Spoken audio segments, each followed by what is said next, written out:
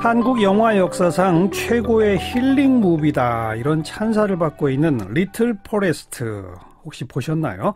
지금 아주 인기가 대단합니다. 개봉 2주차 주말에 전체 예매율 1위를 기록했어요. 아마도 지금처럼 충격적이고 끔찍한 세태에 관객들이 이런 힐링 무비를 보고 싶어 하는 게 아닌가, 이런 생각이 드는데요. 이 멋진 영화를 만드신 분이 바로 임순례 감독이십니다. 게다가 얼마 전 문을 연 한국영화 성평등센터 든든의 공동대표도 맡게 되셨다고 하셔서 오늘 스튜디오에 직접 초대해서 말씀 좀 듣겠습니다. 임 감독님, 어서 오십시오. 네, 안녕하세요. 이렇게 많은 분들이 좋아하실 줄 아셨어요? 기대보다는 훨씬 많은 분들이 좋아해 주고 계세요. 사실은 이제 20, 30대 여성분들을 타겟이라고 하면 좀 그렇지만 이제 주 관객층으로 생각을 했었는데, 예, 의외로 나이 드신 중장년층들도 되게 좋아하시고, 예, 또 40대 엄마들도 되게 좋아하시더라고요. 예. 그 비결이 뭐라고 생각하세요? 그 각자 가져갈 수 있는 그 부분이 다른 것 같아요. 20, 30대는 아무래도 뭐 취업이라든지 현재의 불안한 미래라든지 그런 것들을 좀 건드려 주니까, 예, 좀 같이 공감대가 큰 것 같고요. 예. 또 나이 드신 분들은 그래도 예전에 그 시골이나 자연에 대해서 아무래도 좀 향수가 있잖아요. 그래서 그런 분들은 그런 거를 좋아하시는 것 같고, 또 40대 주인공의 엄마 역을 맡은 문소리 씨 나이 되는 분들은 또 밑으로는 자기 자녀를 생각하고, 자기 딸 생각하고, 네, 또 위로는 또 엄마를 생각하고, 그래서 또 뭐 20대 관객인데 부모님을 모시고 오는 친구들도 많고, 네, 네, 모녀 관객도 꽤 많고 그렇습니다. 방금 제가 처음 시작하면서 요즘처럼 이 충격적이고 끔찍한 세태에 이런 힐링 무비를 보고 싶어 하나 보다라는 해석을 제 나름대로 덧붙였는데, 그건 아닌가요? 그런 부분도 있을 것 같고요. 뭐, 예, 사회적인 어떤 세태에 좀 반작용인 부분도 있고, 또 한국 영화가 너무 또 자극적이고 폭력적인 게 많잖아요. 맞아요. 예, 너무 뭐 사람을 많이 죽이고 뭐, 예, 너무 매일 폭력하니까 조금 덜 자극적이고 좀 덜 폭력적인 영화를 선호하시는 분도 계시는 것 같아요. 네. 뭐 많은 분들 정보를 접하고 계시겠지만, 일본 만화가 원작이고 일본에서도 영화로 만들어진 적이 있고, 그냥 한 젊은 여성이 아까 소개한 것처럼 불안한 미래에 떨다가 고향 시골에 내려가서 그냥 1년 보내는 뭐 그런 영화죠, 이게. 네, 그렇습니다. 그렇죠. 네. 그러니까 진짜 모두가 내 이야기일 수 있다라고도 느낄 수 있는 것 같아요. 젊은 여성들도 그렇고, 그 젊은 여성들을 둔 부모도 그렇고, 그런 것들이 아마 좀 공감을 얻어내고 있는 것이 아닌가.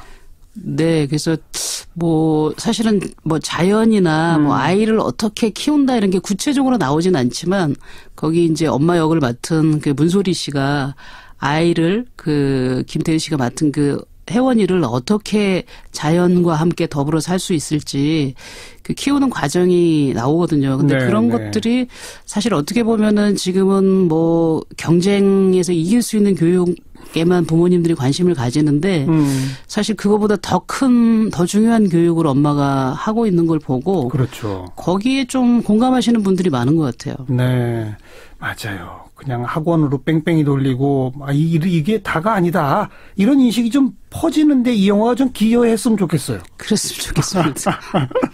근데 참 재밌는 게 이 영화 의성에서 찍으셨다고요? 예, 의성하고 군위, 바로 이제 인접해 있는 군들인데요. 네. 네, 의성하고 군위에서 찍었어요. 어떻게 의성까지 가시게 됐어요? 이게 이제 사계절을 다루는 영화다 보니까 제일 처음에는 이제 사계절 차이가 제일 뚜렷한 데가 사실 강원도를 제일 먼저 생각할 수 있잖아요. 예, 눈도, 예, 많이 오고. 예. 근데 이제 강원도를 가보니까 뭐 웬만큼 경치가 좋은 데는 다 관광지화 돼 있고, 뭐 펜션이나 아니면은 뭐 그 전원주택 단지가 들어와서 시골의 맛이 좀 안 나고. 카메라에 딱 그냥 자연을 잡을 수 있는 데가 거의 없군요. 그렇기도 하고, 이제 집이 좀 약간 시골집 느낌이 났으면 맞아요, 좋겠는데, 맞아요. 이제 말씀드린 대로 전원주택이나 뭐 그 모던한 주택들이 많았고, 그 다음에 이제 뭔가 이렇게 들판이나 뭐 이렇게 과실이나 아니면 그런 것들이 좀 다양하게 나야 되는데 강원도는 아무래도 좀 뭐 벼농사라든지 과실농사가 다양하진 않으니까. 예. 그래서 점점 찾아서 내려가다가 뭐 충청도 지나서 전라도 갔다가 다시 경상도까지 가게 된 거죠. 네. 근데 컬링이 그거 이기 전이죠? 영화 짝 찍은 거는. 그렇죠. 저희가 뭐 헌팅 다녔을 때는 2016년 뭐 늦가을이었으니까 네, 뭐 컬링은 뭐 상상도 못할 때였죠. 컬링 인기가 혹시 관객으로 연결되는 거 아니에요? 그래서 많은 분들이 이제 의성이 요즘에 이제 뭐 핫한 지역인데 영화까지 네. 거기서 찍었다고 하니까 또 이렇게 뭐 이렇게 같이 말씀해 주시는 분들이 많더라고요. 네. 이 영화를 감독 맡아달라는 제안을 딱 받고 처음에 어떤 생각하셨어요? 일단 이제 제안을 하신 제작자가 이 영화 일본 영화를 보고 엄청나게 힐링을 받았대요. 네, 본인 스스로가. 예, 그래서 저도 이제 한국의 젊은이들에게 뭐 처음에는 사실 힐링을 주고 싶었다는 느낌보다는 한국의 시골을 통해서 한국의 사계, 한국의 자연 이런 부분들을 좀 널리 알리고 싶다. 사실 도시에서는 너무 이렇게 자연을 접할 기회도 없고 계절이 가는지 오는지도 모르고 그래서 그런 쪽에 좀 더 초점을 맞췄고 그리고 아까 말씀드린 대로 한국 영화가 너무 점점 자극적이고 폭력적이고 네, 블록버스터 위주로 장르 위주로 가다 보니까 뭔가 이렇게 영화라는 게 꼭 그렇게 뭐 폭력적일 필요는 없는데 조금 작고 이렇게 조용한 잔잔한 영화지만 또 관객하고 소통할 수 있는 다른 영역이 있으니까 좀 그런 영화를 한번 만들어보고 싶다. 그러니까 두 가지가 이제 겹쳐진 거죠. 힐링과 조용하면서 한국의 자연도 소개하고. 네. 이 영화에 김태리, 유준열 두 주인공이 나오고 또 강아지도 주인공으로 하나 나오죠. 김태리, 유준열을 캐스팅한 어떤 배경이 있나요? 일단 이제 20대 역할을 할 수 있는 남녀 배우 중에 좀 굉장히 자연스러운 매력을 가진 친구였으면 좋겠다라는 거에 이제 김태리, 유준열 씨가 딱 제 프레임 안에 들어왔고요. 네. 뭐 시골에서 좀 살아도 어색하지 않은 그런 분위기의 자연스러움이 있었으면 좋겠다라고 생각했는데 또 사실 뭐 감독이 어떤 특정 배우를 염두에 두고 있다고 해가지고 그게 딱 캐스팅이 다 성공하는 건 아닌데. 아니죠. 네, 더군다나 두 배우는 굉장히 모든 감독들이 캐스팅하고 싶어하는 그런 배우들인데 정말 운이 좋게도 이 시나리오를 되게 좋게 봐서 이제 사실 배우한테는 되게 어려운 작업이거든요. 왜냐하면 1년 동안 찍어야 되고 그렇죠. 그 1년 동안 헤어스타일이라든지 이런 거 바꾸지도 못하고 다른 영화 출연할 때도 뭔가 역할을 다른 걸 갔다가 또 와야 되고 쉬다가 또 그 역할을 이어서 해야 되고 사실 그리고 또 예산이 뭐 이렇게 개런티를 많이 줄 수 있는 것도 아니고 여러 가지로 굉장히 조건이 좋지 않았음에도 불구하고 흔쾌히 합류를 해줘서 또 이 두 배우들의 어떤 인지도나 어떤 호감도로 인해서 많은 분들이 좀 더 쉽게 편안하게 선택을 해주는 것 같아서 저는 이제 배우들한테 굉장히 고맙죠. 네, 특히 뭐 둘 다 핫한 배우입니다만은 아가씨, 1987 등등으로 정말 핫한 김태리 씨가 말씀하신 것처럼 저예산에 뭐 1년 내내 물론 뭐 중간중간에 간격이 있긴 합니다만은 찍어야 되는 그런 영화 본인이 응하면서 뭐라고 하던가요? 뭐 딱히 어떤 워딩으로 한 건 없었어요. 근데 이제 나중에 이제 인터뷰 하는 거를 보니까 시나리오를 보고 저를 만났을 때 그런 시나리오를 되게 잘 찍을 수 있을 것 같다라는 생각을 했다고 하더라고요. 아무래도 이제 제가 저도 이렇게 자연스러운 거를 좋아하고 하는 그런 것들이 느껴졌으니까. 그리고 이제 아마 김태리 씨 같은 경우는 조금 유준열 씨보다도 더 부담이 컸었을 게 이제 완전히 극을 이끌어가는 그렇죠. 주인공이잖아요. 사실 아가씨와 1987은 대배우들 속에서 자기 역할만 하면 되는 거였지만 이건 사실 자기가 혼자 극을 이끌어가는 거기 때문에 상당히 신인 배우로서도 부담감이 컸을 거예요. 근데 이제 어떻게 보면은 되게 용기 있게 과감하게 선택을 해줬고, 예, 그게 또 관객분들하고 또 잘 좋은 지점에서 만난 것 같아서, 예, 저는 뭐, 뿌듯하죠. 네. 아까 우리 영화가 점점 자극적, 폭력적, 블록버스터 위주로 흐르는 거에서 이런 영화도 있다는 거 보여주고 싶었다. 영화의 어떤 다양성 좀 보여주고 싶었다. 이런 말씀. 그건 영화의 내로 말하면 그렇고, 감독께서 이 사회를 향해 이 영화로 뭔가 말하고 싶었다. 어떤 걸까요? 저는 이제 큰 틀에서 말하면 젊은 친구들이 좀 저희 뭐 조카들이나 아니면 뭐 영화 할 때 젊은 스태프들 보면 20대, 30대 이렇게 보면 되게 좀 짠한 게 많아요. 그렇죠. 네, 너무 힘들게 살아가고 예. 이제 기성세대로서 해줄 수 있는 게 없고 그런데 이제 친구들이 그런 부분에 있어서 너무 뭐라고 해야 되나, 너무 좌절하고 너무 위축되지 말고 또 뭐 사회가 변함에 따라서 또 자기들이 또 물론 잘 찾아서 이런 구조, 불합리한 구조 안에서도 또 자기의 어떤 행복과 어떤 성취감을 찾아가는 친구들도 있는데 예. 대부분의 친구들이 사실 그렇지 못하고 너무 좌절감이 심한 것 같은데 조금 이렇게 토닥토닥 해주고 싶었어요. 예, 어떤 예. 남들이 성공이라고 부르지 못하는 그런 삶도 충분히 의미가 있고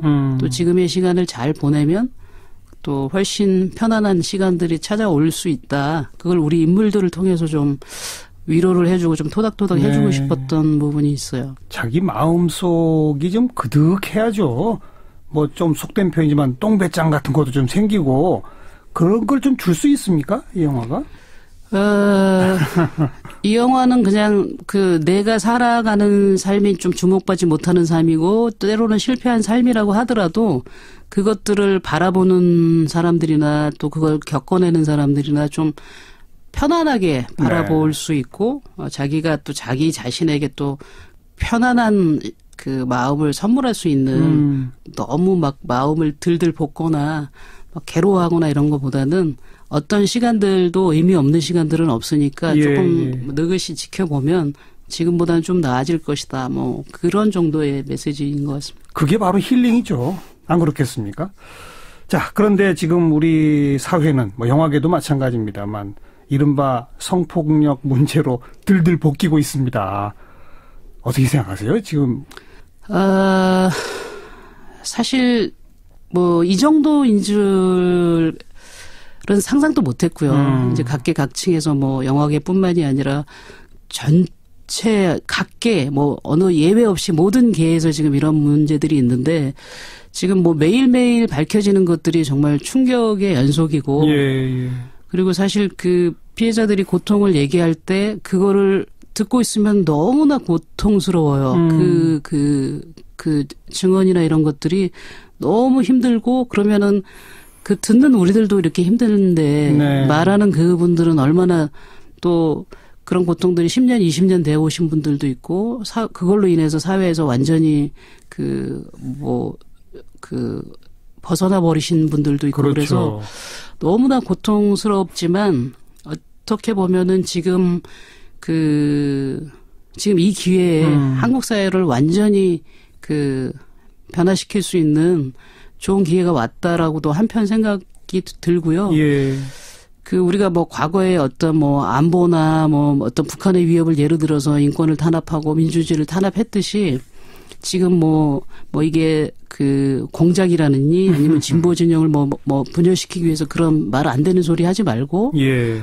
어쨌든 그동안 우리가 여성들에게 이렇게 야만적으로 또 그런 것들이 정말 이중적이고 위선적인 사회 구조 속에서 행해졌다라는 걸 다 준엄하게 인식하고 반성하고 네. 함께 더 좋은 방향으로 꼭 이것들을 좋은 방향으로 물길을 좀 잡아갔으면 좋겠습니다. 영화계가 유독 더 심했다 이렇게 말할 수 있나요? 그렇지 않은가요?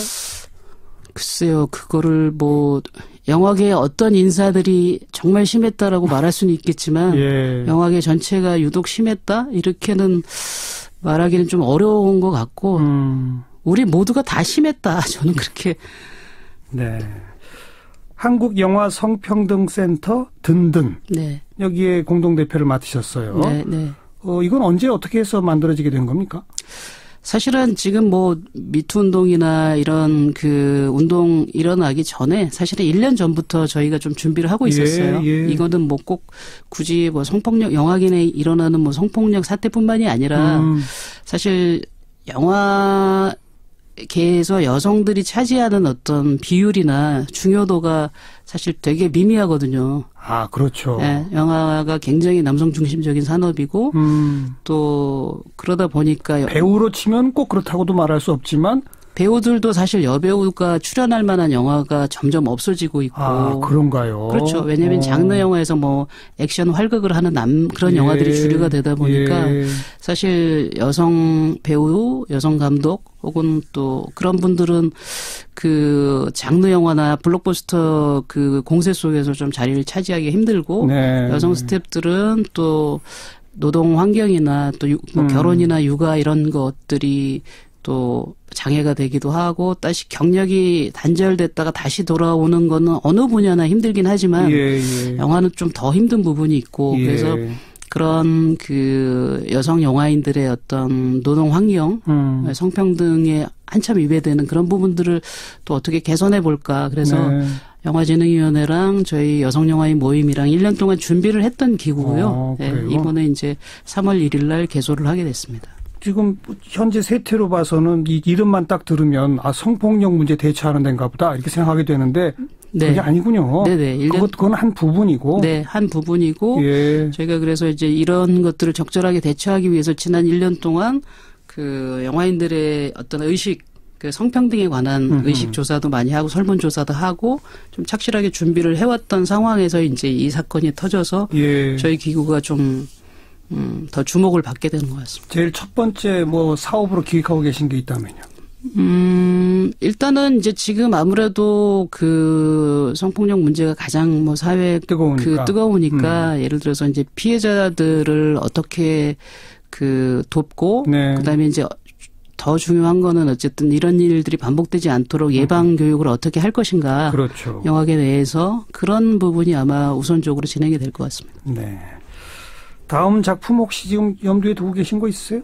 지금 한 2작품 정도 지금 시나리오 이제 쓰고 있고 캐스팅이 좀 진행이 되면 이제 바로 들어갈 수 있을 것 같습니다. 어떤 유형의 작품입니까 이번에? 한 작품은 아직 그 좀 외부에 공개하기 좀 어려운 작품이고 한 작품은 그 화가 이중섭의 이야기를 준비하고 있습니다. 임순례 감독이 그리는 이중섭 선생도 한번 기대해 보겠습니다. 감사합니다. 오늘 나와주셔서 고맙습니다. 감사합니다. 네, 리틀 포레스트의 임순례 감독 함께 만났습니다.